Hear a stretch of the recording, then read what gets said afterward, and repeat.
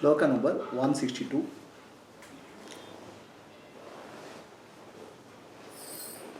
Who is troubled? The intellect under the influence of ego. Ego means a notion that I am the body, I am the mind, I am the intellect. The ego is bringing the concept that I am the body, I am the mind, I am the intellect. Notion is brought by the ego. Is that clear? So intellect is under the influence of the ego. Now who gave the ego to you? Where did you pick up the ego from?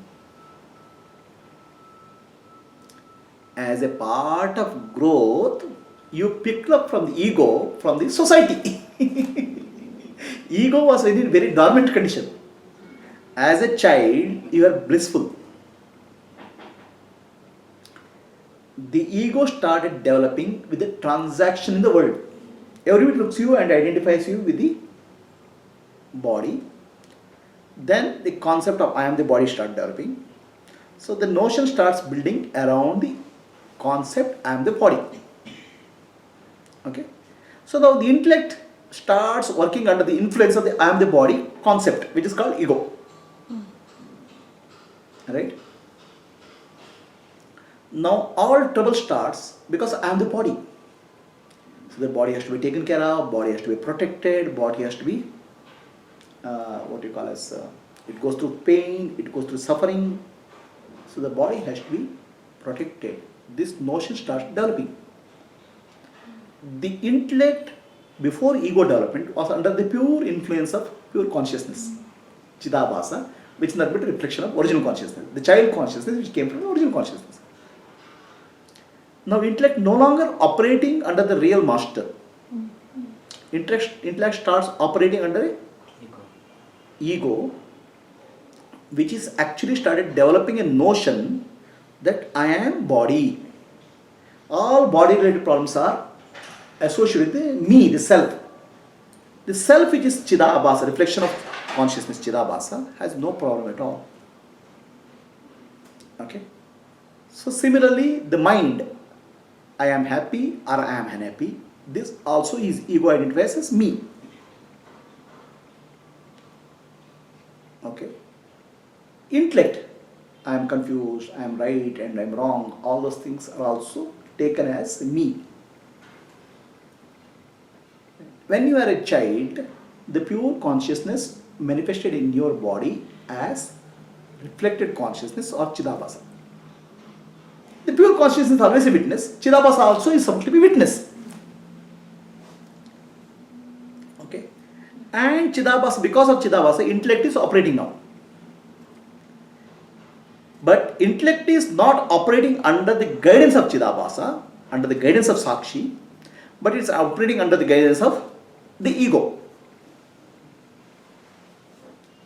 Okay. The Sakshi or the Atma is the being, which is infinite, blissful being.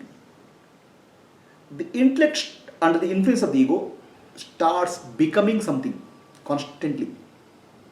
Because every moment there's a problem. Every moment you have to protect the body. Every moment you have to protect the mind. Every moment you have to take care of the intellect, thought process, survival. Because it is driven by the master called the body because of the ego rather than the master called the Chaitanyam, consciousness. Okay. So this notion, I am the body, is a knowledge in you. Only wrong knowledge. Okay. Nothing has happened to the self. But the intellect has gone haywire with a wrong knowledge. That intellect which has gone haywire with the wrong knowledge has to be given the right knowledge to correct the wrong knowledge which has happened. The wrong knowledge was picked up from the interaction with the society. Your ego development started with the interaction with society. The right knowledge cannot come from the society. The right knowledge has to come from the teaching of Vedanta, given by authentic master has to correct the wrong knowledge which is there in the intellect. When the wrong knowledge gets corrected with the right knowledge, the turbulence in the intellect stops. The mind is in turbulent. Mind is continuously in a churn. Because no matter what you do, you need to, the survival and the pressures of existence, pressures of survival, keep constant turbulence in the mind. And mind is trying to protect the identity which is master. The mind is a servant. It is working for the master, but it's working for the wrong master. Under the influence of the society, which is nothing but a collective consciousness, manifest consciousness. Mind is working, doing hard work to protect the interest of the master, which is ego. So once you start understanding who is the real boss, not the ego, but the Chaitanyam, Sakshi, Chidabhasa, okay, the ego or self-centeredness in the mind starts reducing.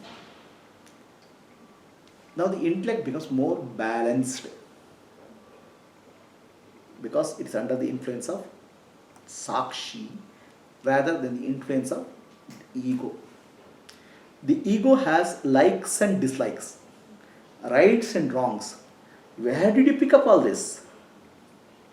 Your like or dislike of anything is against society. Your raga and desha, attraction or repulsion, is based on the body. So your entire concept is based on the programming by the society. Your mind or intellect is a very good instrument, very high powered instrument. But now that is taken over by a virus called ego, which says I am the body, I am the mind, I am the intellect.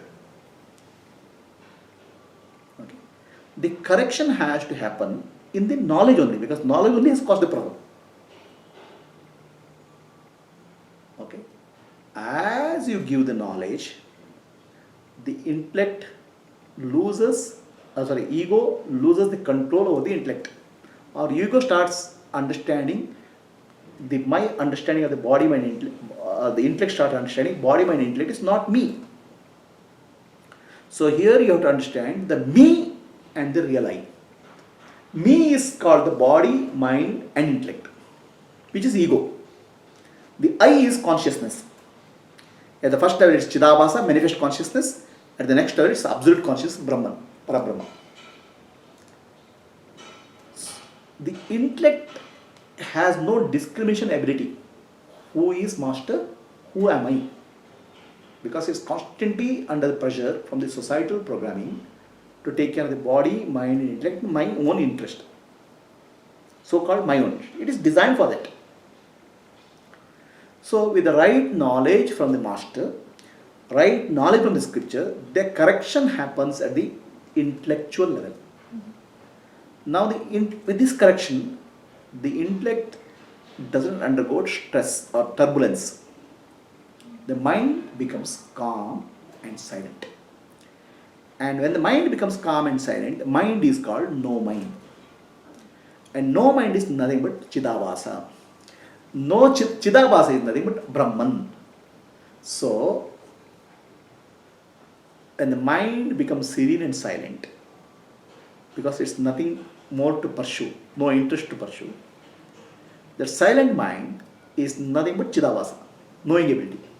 Chidabhasa is nothing but Brahman. Okay? So I am Brahman, I am not the body, I am not the mind, I am not the intellect, brings deep serenity in the mind. Nothing else will solve the problem in mind. No amount of any activity can resolve the problem faced by the intellect. Who I am really has to be understood by the intellect. So intellect is nothing but Atma when the mind is silent. Okay? Is following the ego, which is not Atma. The moment intellect becomes silent, the part of the intellect becomes silent, and it understands Chidabhasa is real me. And even Chidabhasa also manifest consciousness. Atma or Brahman, which is unmanifest, is reality. This understanding can only bring peace and silence and serenity in the mind. Understand? Brahman doesn't require knowledge, but the intellect is modified. Intellect is manifest as a servant of Brahman, is taken over by virus.